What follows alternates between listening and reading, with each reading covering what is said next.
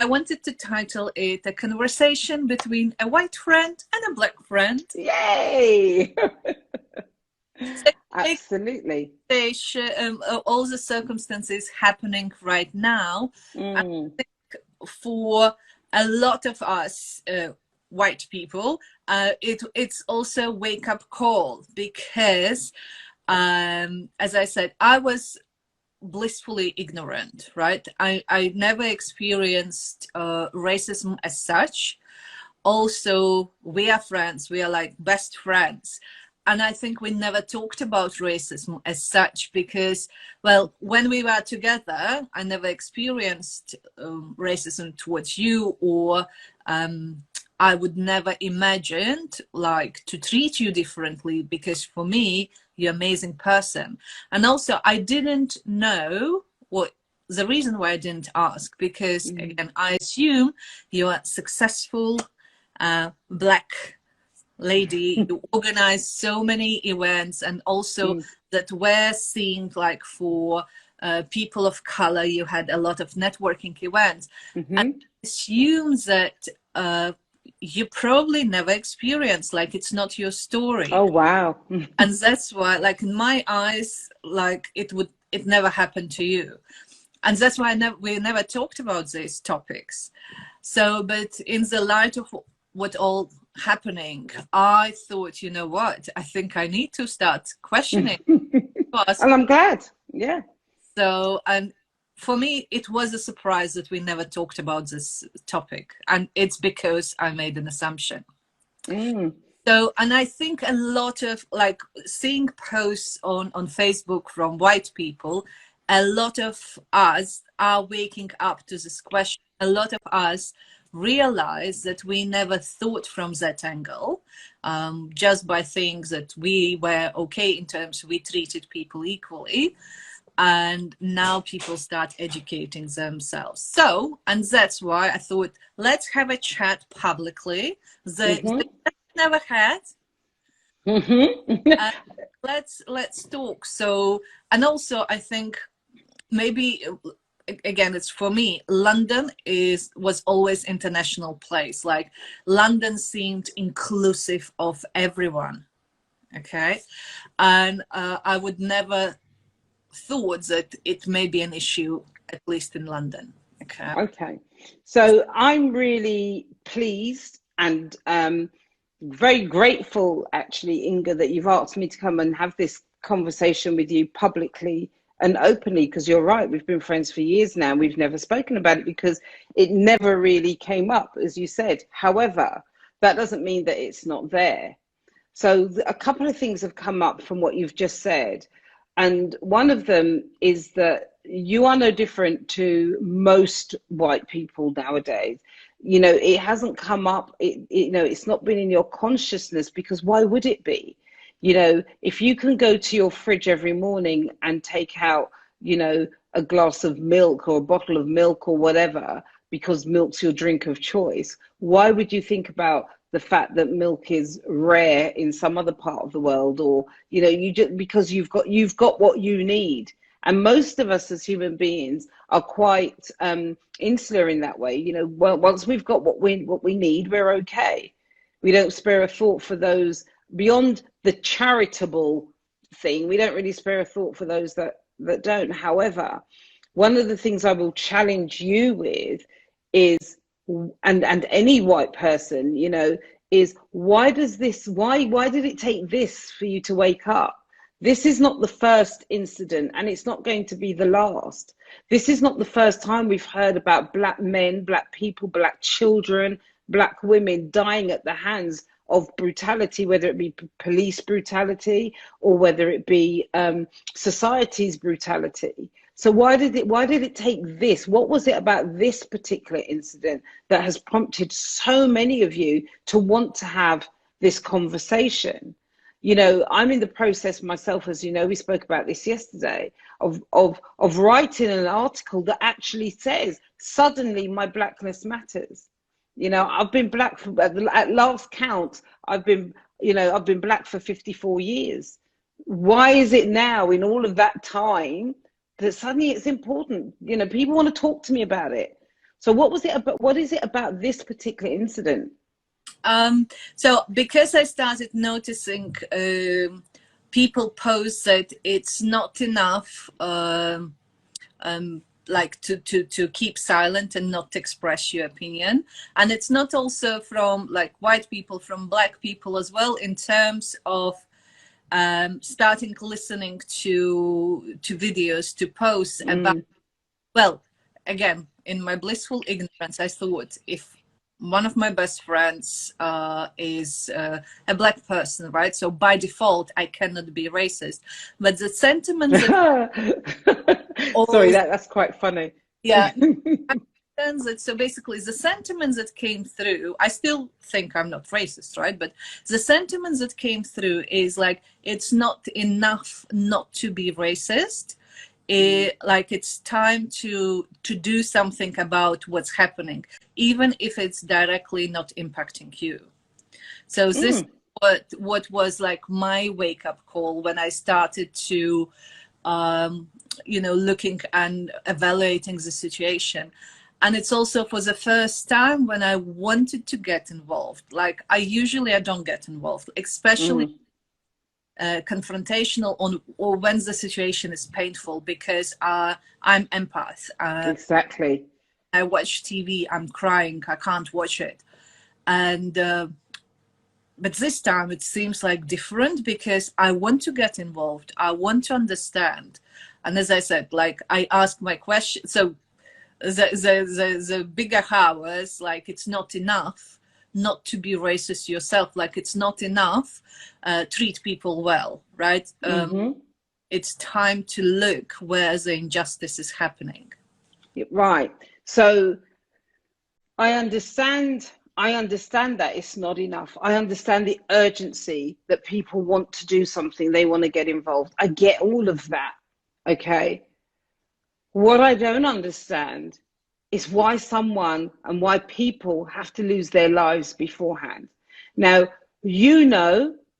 okay, and most people who know me know that I am an ardent, most fervent supporter of Meghan Markle, Duchess of Sussex. I have been from before, Harry was even, on her horizon, and have always been a fan of Harry as well. So the two of them together for me is just an amazing combination, a very powerful combination. And they send a really positive message into the world as a biracial woman in an interracial relationship. However, that woman has been vilified, she's been dehumanized, she has been bullied, not just in the last few months, not just in the last year, but really from July 2016, when it was announced that she was in a relationship with Harry. That woman has been absolutely slaughtered and slated by the British press, by the right-wing media, and by people within our society, white people within our society, and black people, let's be honest, who say they're not racist. But it's well documented that her treatment has been very different to other people within the royal family who have done exactly the same thing.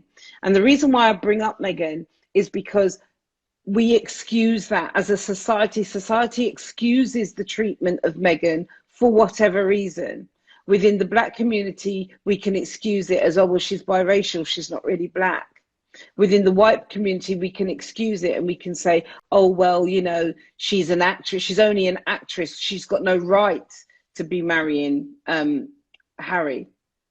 But really, as a community of people, as a community of humanitarians, that should never have been allowed in the first place. That should have been stamped out from day one by everybody. Everyone should have put their stake in the ground and say, no, it's not acceptable for any person, much less a biracial person, to be so blatantly bullied, because it's that kind of ignoring that kind of behavior is what leads, unfortunately, to the more serious behavior that we saw that has resulted in endless people losing their lives. So what starts out as name calling, which then becomes gossip and rumor and malicious, slandering, that ends up with people losing their lives. So across the whole spectrum, it shouldn't be allowed. You know, and I don't like injustice of any kind, which is probably why we've always been friends, and probably why we've never had to speak about race before, because it's not been a thing for us, because but neither of us like injustice, and both of us are empaths. We can't cope with the raw emotion of what goes on because we feel it too deeply. But Yeah. I'm amazed at the amount of people who between this week and last week, who want to speak to me about this, but they're the same people that laugh at me when I stand up for Meghan. They're the same people who say, oh, you and your royal family. Quite frankly, and I'm easy to say this publicly, I don't give a fig about the royal family. I'm not interested in the royal family. I do care about injustice. And I do care about a woman, a pregnant woman, a newly married woman, a humanitarian woman who's trying to have maximum impact and influence in the world, being undermined, bullied, shamed, lied on. Because that's what they did to my ancestors. That's the same kind of behavior they did to my ancestors as slaves, that resulted in them being hung from trees, that resulted in them being whipped and lashed, that resulted in them being raped. Same thing, just varying degree. Yeah, you see, because I also admired your public defending Meghan Markle back then. I didn't realize that it goes so deep, because yeah, I understood your point of view, because I think she was treated unfairly, but I also assumed because she was a foreigner and she wasn't one of British people. So for me, I didn't view it from the racial angle. Exactly. So, but the thing is, Inga, a lot of people don't. A lot of people, they will use whatever excuse. They'll say it's because she's American or because she's an actress. You know, xenophobia is no excuse for racism. It's no excuse for hate and bullying either. So what, she's different. You know, and it's those arguments that make us overlook everyday racism. It's quite interesting in your introduction that you said that because of who I am and who you see me to be, and yes, I host events for women of color, and I go into all kinds of different spaces and places, as you know, that you didn't think that racism would be part of my experience. It's very much a part of my experience. I live in a part of London that's predominantly white. I live in Boris Johnson's constituency. It's predominantly white. The very fact that he's my MP tells you what my community is like. Okay. My child goes to a school that's predominantly white. Does that make me any less black? Of course it doesn't.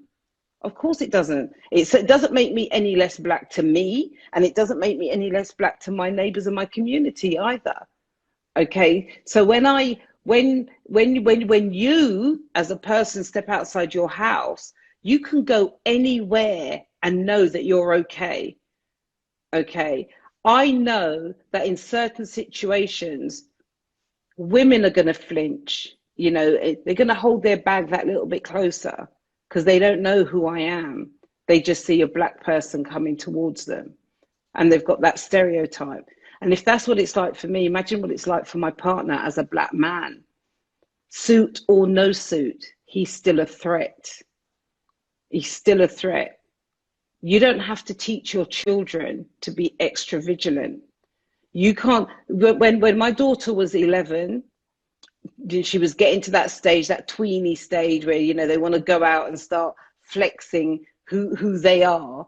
All her friends used to go and after school and hang out outside one of our local convenience stores up the road. And she always wanted to go. And I used to say, no, you can't go. And she never understood until I explained to her, you cannot go. I don't want you to be there, because I don't want you to be in a situation where something happens outside that convenience store and you're with your friends. Who do you think they're going to remember? When they have to give an explanation of who was there, who do you think they're going to remember? I don't want you to be in that situation. They're not conversations that you as parents have to have with your children, because you know that they'll probably come home with a clip round the ear, you know, I'm showing my age now, but, you know, a telling off, and that's the end of it. Whereas with my child, that's not the end of it. That's just the start of it. That's the start of being labeled. That's the start of her being identified as trouble, aggressive. You know, and it's the same with business. Inga, you and I both have our own businesses. We're both seen as entrepreneurs, successful businesswomen. We've done so many things. And you stand up and you speak, and you're confident, you're articulate, you know, you're assertive. I stand up and I speak, and she's a bit aggressive. And it's, you know, and it's the same thing. In certain circles, it's seen as aggression. It's not aggression, it's still assertive. You know, when I started working at the BBC, I used to work at the BBC at the beginning of my career.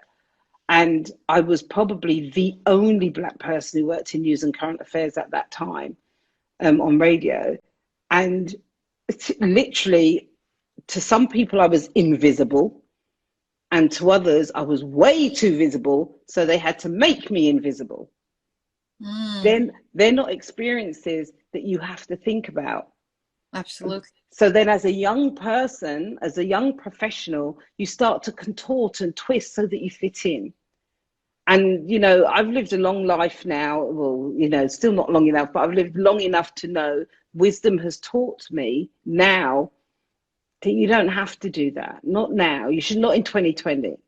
Back in 1986, maybe. But that girl in 1986 didn't know what this woman today knows. And that girl did twist, and she did contort, and she did try to fit in. You know, she tried to join the pub culture because that was the way of fitting in. But can you imagine what that does to a person when you're trying to fit in one way, but you're really another way, the conflict that causes? All of that, you know, they are consequences of racism, because, you know, if you don't do that, you don't want to be seen as the, you know, the aggressive Black person that doesn't join. Oh, that Black girl. Oh, don't worry about her. She's Black. You know, you don't want to be seen like that. Thankfully, we have moved on in some ways that we don't have to do that now. Yeah, and this is exactly, I understand now how oblivious I was to all of it. And like, you don't know what you don't know, like you don't experience. And you're right, like a lot of white people are now waking up, so to speak, and you experience a sudden interest. Yeah, all of a sudden I'm Black. Oh, okay, thanks. I have like access. But what would you recommend in terms like for white people like me who suddenly woken up realizing that, well, it's not what we experience? Like, what would be your recommendation for what we can do now? Well, I think you need to check your prejudices first and foremost. Yeah, so anyone that says they're not racist, that in itself, you know, think, well, why do you think you're not racist? You know, why do you think? So check your prejudices, you know, because we all have an unconscious bias. Okay, so I know we're on Instagram and we're in a very public forum, but I want to say this publicly. Okay. So yeah, I do. I want to say this publicly. For some white people, there are acceptable faces of Black. Okay, so for some white people, they're okay to have Black friends so long as they are a certain type of Black. Okay, but we are all different. Whether we're Black or white, we all have different lifestyles. We come from different cultures. You're white, but you're Latvian. Okay, so your culture is very different to that of British white, for example. You know, I always, even now as an adult, I love when I go back to the Caribbean, especially Barbados. In Barbados has a very strong white German community. And I still get a thrill out of it now. You know, you see this white person and, you know, in the store, and you expect them to be a tourist, and they open their mouth and they say, "Man, you got any sugar?" in that strong Bajan accent. And I, you know, it still makes me turn around and think, because I'm surprised. But it just goes to show that, you know, people don't always sound or look how we expect. Okay, let's take that time to get to know them. Let's take that time to understand them. Because when you understand, when you come from that position of understanding and awareness, then you can genuinely do something together. I understand you, you understand me. That's why we're able to sit down and have this conversation so openly today. But how many people, black or white, can honestly say that they can do that without shame, blame, or guilt? You know, so that black man that you see that's in your neighborhood, or that lives next door or a few doors down, that you don't talk to, get to know him, get to know who he is. The same with the woman that, you know, that you might sit next to on a regular basis, but you don't exchange anything. One of the things I've loved of this whole lockdown that we've been in recently is the community that it has fostered. You know, we've got neighborhood WhatsApp groups that have sprung up all over the country. We've got neighbors coming out of their doors and clapping on a Thursday night that have never, ever said hello to each other. And now they are. That's togetherness.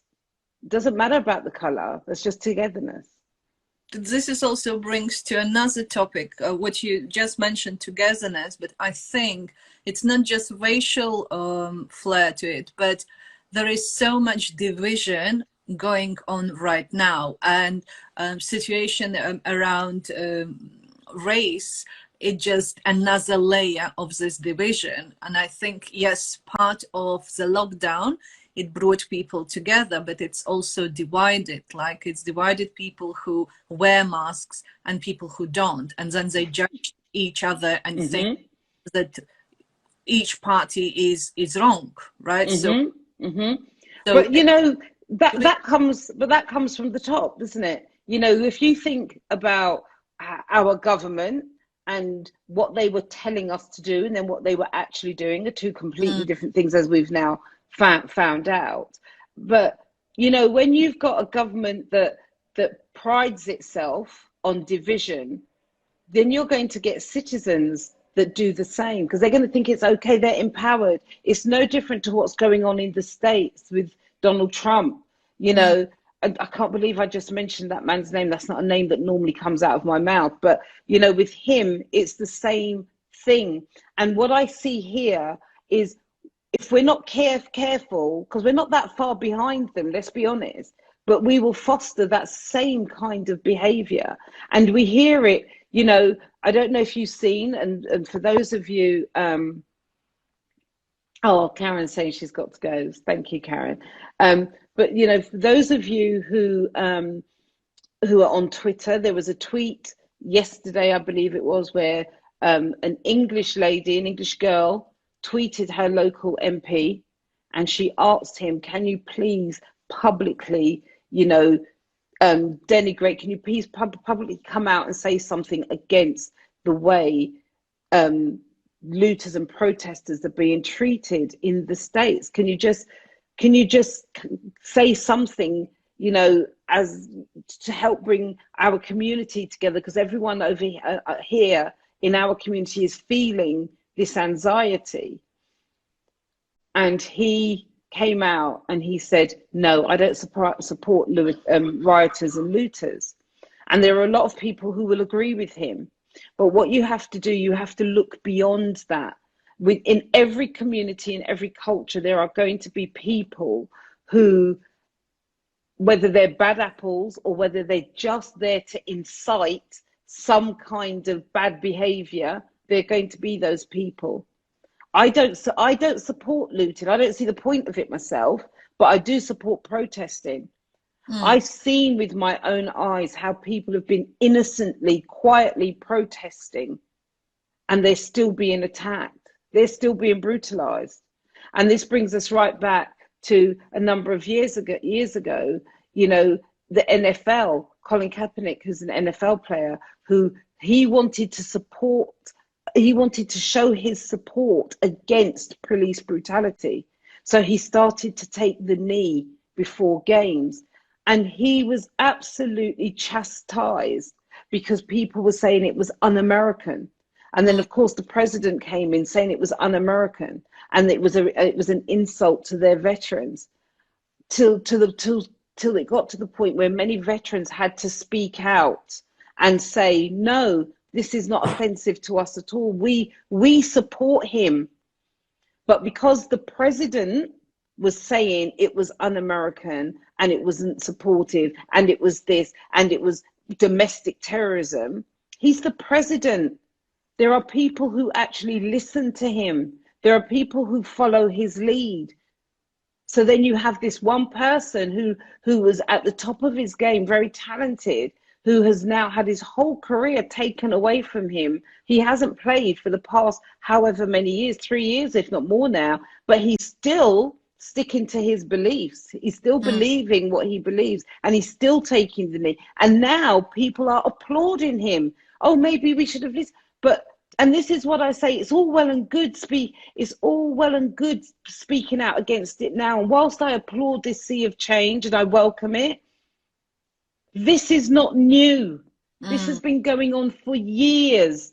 So yeah, great, let's speak about it. And I really hope that something good does come about it, come from it. You know, it was a beautiful sight for me yesterday morning when I opened my computer and saw the images from New Zealand doing the haka in support of protesting against this systemic racism. That's a great image I never thought I would see. But this is not new. This is not new. But, you know, it's like, I think what I feel about like looters and rioters, they focus on them in order to avoid dealing with the protesters and support. Absolutely. And they drive their attention on actually people who are either black or white. There's all are participating in looting, and it's just horrendous. And I think they do it on purpose to focus on that fact, and rather than dealing with why the protests started. Absolutely. And you know, it's one of those things whereby you see the difference in the way people are treated. Again, I love Twitter. I call it the Wild Wild West, right? Because there's just so much, anything goes on Twitter, but there's also a lot of reality as well. And there was a news report. This white woman, right, had been into a store, looted the store. There was looting going all around. She was looting herself. She had literally bags and boxes, more than she can carry as she came out the store. And do you know what the news reporter said? Oh, well, I hope that she works there.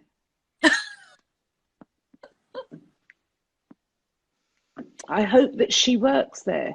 Oh, and look at this lady. She's coming out of the store with all this. I hope she works there. If she works there, who works in a place and then when they leave, they've got all the stuff literally, no bags, literally her arms full stuffed of shoes and clothes and whatever.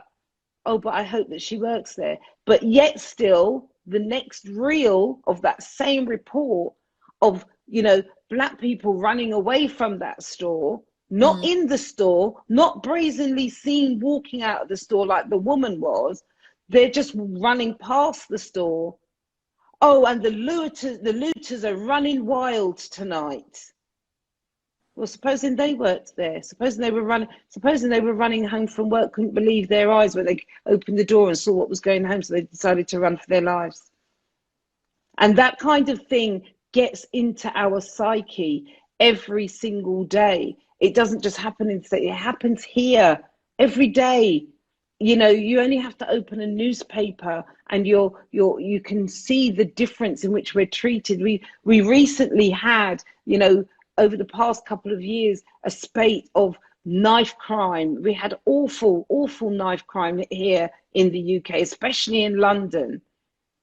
And, you know, every day you'd open the newspaper and you'd see some child killed another child.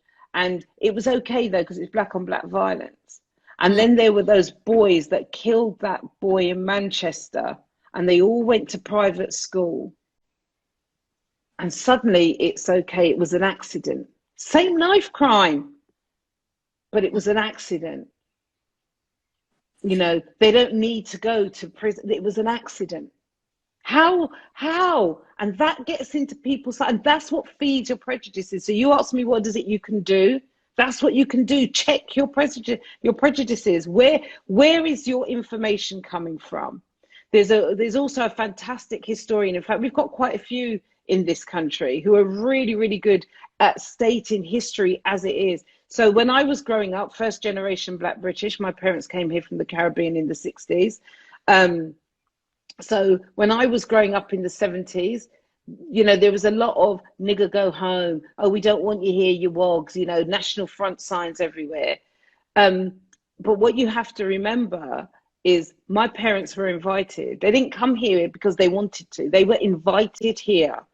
The government of the day invited the British Commonwealth citizens to come here to clean up this country after the war. We'd already fought in the war with you. You know, people think, oh, black people weren't in the war. Yes, we were. We were there. There's loads of history to support that. We were here. And then, so not only did we fight with you, we then came and, you know, fought alongside you to protect this country. We then came over here from our home countries to clean it up. The jobs that the British people didn't want to do, we came and did those jobs. And they did them so that they could provide better lifestyle for their children like me.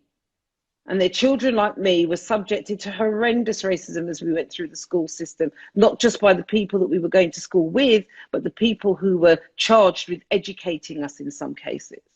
You know, that's the reality of our lives. So yeah, we may be strong, and, you know, some cases we can turn the other cheek and some cases we don't. But we know exactly what that existence feels like.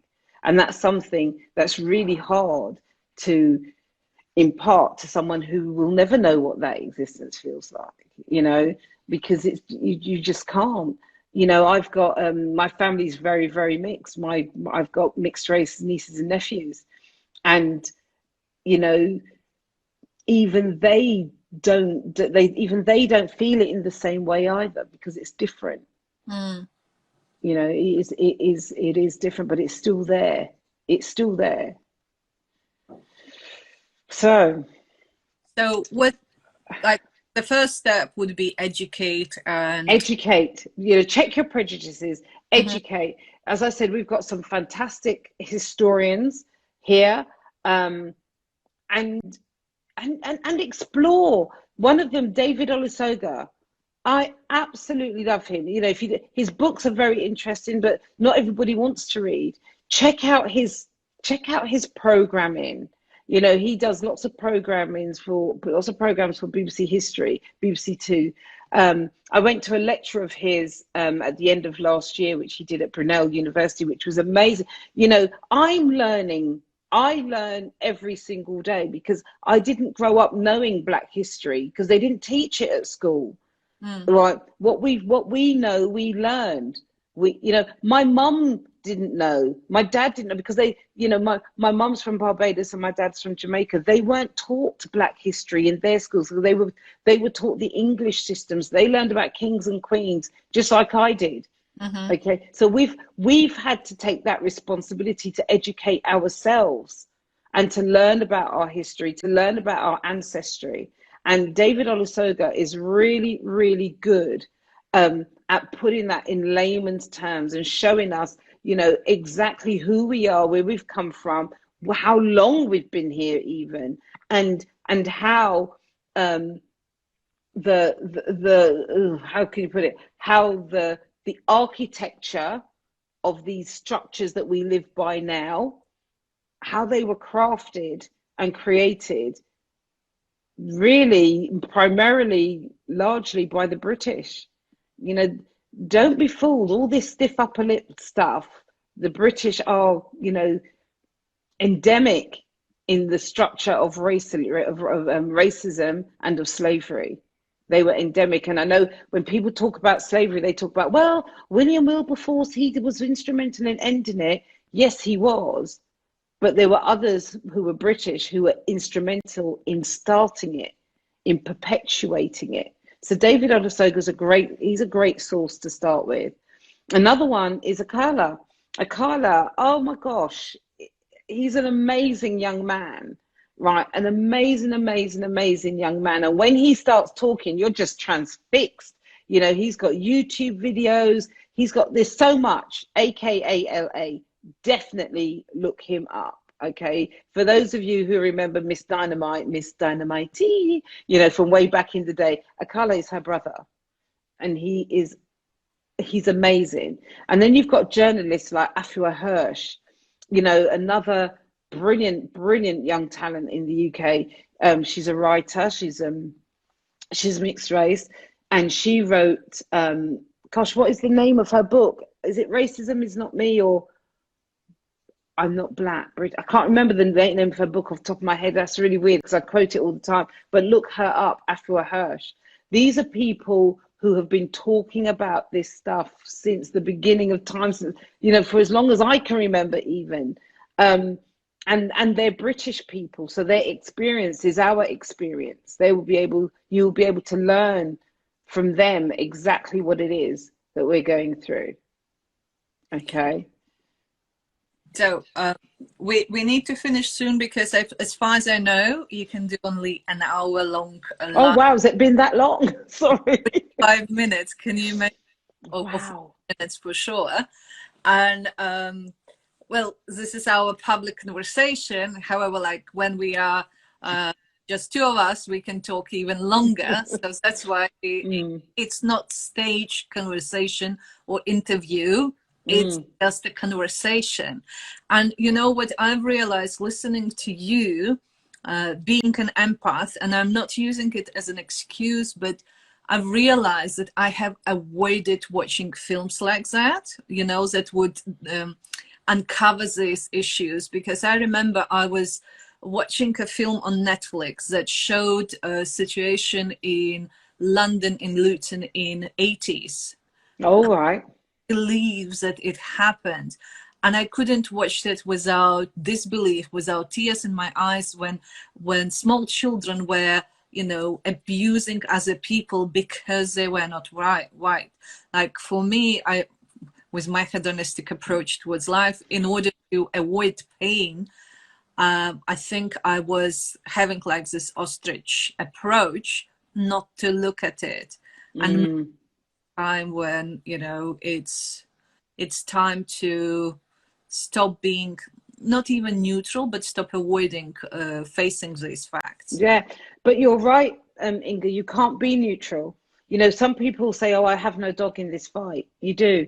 And the dog in your fight is your legacy. Because if you've got children, you don't know who your children are going to end up being with. Right? You don't know who your children are going to be friends with, much less intimate with. You don't know who your children are going to be working with. So your legacy is to be able to empower and teach your children that, you know, equality is genuine equality. It's not about quotas or quorums. It's about genuine equality. You know, this stuff is not This is not for the faint-hearted, but it's necessary. And I'll challenge anyone that watches this now or on the replay or whoever, I will challenge anybody, black or white, right, whether you're in an interracial relationship or not, to sit down with your children and watch Roots. Not the new fancy redefined Roots that came on the other day, but Roots that came on in the 80s. Okay, because that's where Roots was a hard watch for me, you know, as a black person. It's going to be an even harder watch for you. It's an uncomfortable watch. It's the kind that has you squirming in your seat, but it is an education. And why that education is important, because people say, well, I want to help, but maybe I don't need to. Why do I need to watch and read? And I don't need to. It's about understanding. Because when you understand someone's pain, you're able to help them soothe that pain. But you can't do anything until you understand, because you can offer solutions, but they could be the wrong solutions. Take the effort, make the step, but take the step, make the effort to understand their pain. Where are we coming from? If you see someone that you think, oh my gosh, I don't want to talk to her or him, that's definitely the stereotypical aggressive black woman. I don't want to talk to her. Why? She may have been so downtrodden because she's had the door closed in her face so many times. She's been victimized so many times. She's been told, that she can't live where she wants to live because she's the wrong color. She can't get the loan that she wants because she's the wrong color. She can't be in the business that she wants because she's in the wrong color. That's why she's like that. That's why she feels defensive. That's why she feels cynical and scared. That's why she's being defensive. Her son may have been told so many times at school that he's useless, or that black boys don't matter, that he can't be who he wants to be because he's only good for doing the menial, low-paid jobs. That's why she's upset, because she wanted more for her children. Her daughter may have been written off as, oh, you're just going to end up as a statistic. And that's not what she wanted for her daughter. That's not what she wanted. So that's the reason why. Our black men have been, taken away, purposefully taken away from their families over the years. Every time my partner leaves the house, I worry, is he going to come back? You don't have to worry about that. Because I think, is someone going to pick him up because, he happens to be walking in the wrong part of town at the wrong time and gets mistaken for somebody else? Are they driving the wrong car? Because he's got a good job, lives in a nice area, in a nice house, he's got a lovely car. Is he going to be stopped? Are we going to be stopped in our cars? I got stopped. And I know time's of the essence. 2 years ago, was it 2 years? About 2 years ago, maybe 3 actually. I got stopped in my car. Okay, I'm not a young, what do they used to call a boy racer? Whizzing around in the car. At the time, I had my old car then, so it was, pretty bog standard mum car, Peugeot 307.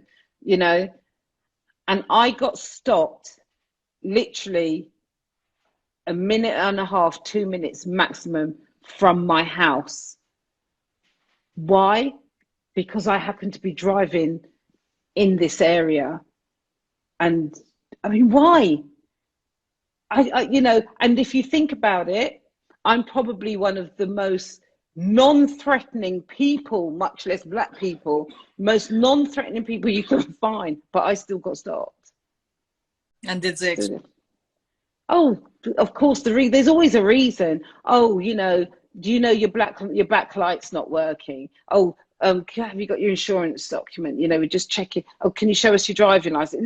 There's always a reason. But why? How many cars were in front and behind me? And they actually followed me. So it's not like they wave you down sometimes at the side of the street. They followed me.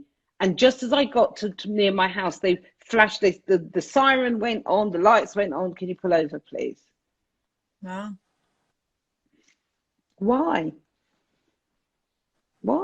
They know where I live because they've got their computer in their car. They've already done their checks.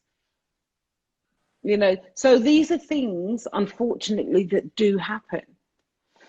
So I'm really grateful, though, Inga, that you've given me the opportunity today for us to have this conversation, for me to be able to explain a little bit more about my experience, and also for you to see that there's work for you to do as well, just as there's work for everyone. Yeah. Somebody commented that as a black woman, I have been stopped on numerous occasions in both the BMW and Kia. There's no real explanation given. Exactly. There is no explanation, and the thing is, it's not even such a big deal to us anymore because we expect this, we accept it even. But the time for acceptance is gone. And this whole thing, And whilst, you know, you're my friend and I appreciate this, as I've said, but the other thing is, don't look to us for the solutions. You know, slavery and racism was created by white people. Find your own damn solutions. You know, look at what you constructed and then set about deconstructing it. The people who are perpetuating this on a daily basis, that are kneeling down in, you know, George Floyd's neck, the people who are drawing their guns quicker than you can say, you know, hallelujah, they're white people. Those officers who killed Mark Duggan in Tottenham, they were white officers. So check yourself and come up with your own solutions. We just don't want to be abused anymore. That's what we're saying. We're saying stop. We've had enough. And if you continue, we're going to rise up. As you can see, it's happening. Yeah, well, you're right in terms that it's not that we need to ask you what shall we do as well, but I would also think that, like, together, like you and me, or Black people, white people, we need to work to also create more unity, to create more solution. Yes, we need to, you know, work deconstruct the systemic racism, but that at the same time we need to build more unity, so more kindness, more love is takes place. And I think this energy, it can be rebuilt. Absolutely. We need to be kinder, understanding and more loving towards one another. Offer someone a hand. You know, it's not hard. Last night they had the bend on your knee, as I said, and which was, yeah, at 6 o'clock. And using my neighborhood WhatsApp, I sent everyone a message saying that Dean and I are going to be participating in this. We didn't ask anyone to join us. We just said, Dean and I will be participating in this at 6 o'clock. And at 6 o'clock, Dean, myself, and Michaela, my daughter, we were there. We took the knee, and it was really lovely to see that there were some of our neighbours that joined us. You know, that's about understanding. And it was the same a few weeks ago when it was Eid. You know, one of our neighbours is a Muslim and celebrated Eid, and him and his family came around and gave Eid presents to all of us. And it was, you know, that was it. We were then able to have conversation about what is Eid exactly. As I said before, when you take the time to understand each other, then you can come together and have some kind of solution together. And like you say, it's about being more loving, it's about being more kind, and it's about being more understanding. And the other thing is more tolerant. You know, as a nation, we have become so increasingly intolerant, but that's fueled by this right-wing propaganda that tells us that we need to live in a permanent stage of outrage. You know, the Daily Fail, as I call it, prides itself on its NIMBY readers, not in my backyard readers, where everything's okay, but not here. You know, we've had Brexit. You know, we're not even through that yet. That's the next bombshell that's coming, which is designed to divide us. So yes, today it's about Black people, and it's about the fact that we don't want, you know, that you guys suddenly want to talk to everyone that's Black and find out and understand. Great. In the not too distant future, it's going to be you, Inga. It's going to be the Latvians. It's going to be the Polish. It's going to be the Romanians. It's going to be the Bulgarians who are going to be othered, because our right-wing propaganda government, in their wisdom, you know, have decided that you guys are no longer welcome. The Europeans are no longer welcome. You guys are the bad guys. So what I say is, everyone that's sitting there right now in their comforts, that's thinking this does not affect me, your time will come. Your time will come. Last year, year before, and the year before that, when I was supporting Meghan and they were laughing, now those same people are, what can I do? What can I do? Black lives matter. Meghan's life mattered. Right, she's a Black woman, biracial, so what? So your time will come. So be very careful. When you think that It's all right, not in my backyard, doesn't affect me. Just know at some point it will be you.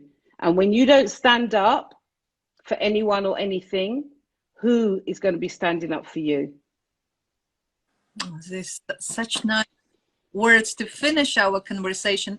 And thank you everyone who watched and sent hearts. Really appreciate it. Gayle, I'm going to share this video with my newsletter subscribers, and I put on my YouTube. Can you tell where people can connect with you? Because I think everyone will benefit having you. Such a woman. Oh, thank you. How people connect with you? Well, I'm here on Instagram as GayleEdwards.brandyou. But I suppose the best way for people to connect with me and really get a flavour of me and who I am and what I do is via my community on Facebook, which is the Disruptor Club. So, and you can, the link for the Disruptor Club is very easy. It's bit.ly/Disruptor Club, capital D, capital C. And that's where I connect, collaborate, communicate with my tribe. You know, my business is all about personal branding. It's all about being who you are most of the time, if not all of the time. It's about being able to stand up in your own hallelujah with clarity and confidence. So that's the place where you can really come and connect, but also come and learn, come and teach. You know, I'm all about learning myself. So come and learn, come and teach, you know, inform us with your own brand of, you know, awesomeness. Yeah. Excellent. Excellent. Thank you so much. I can't Thank you, Lisa. I've never done such a long live stream. So this so thank you so much, Gayle, and I'm really grateful. And I was always grateful before all these shenanigans happening. I was always grateful that I have such a friend as you in my life. So thank you. Likewise, sweetheart. Likewise. Thank you.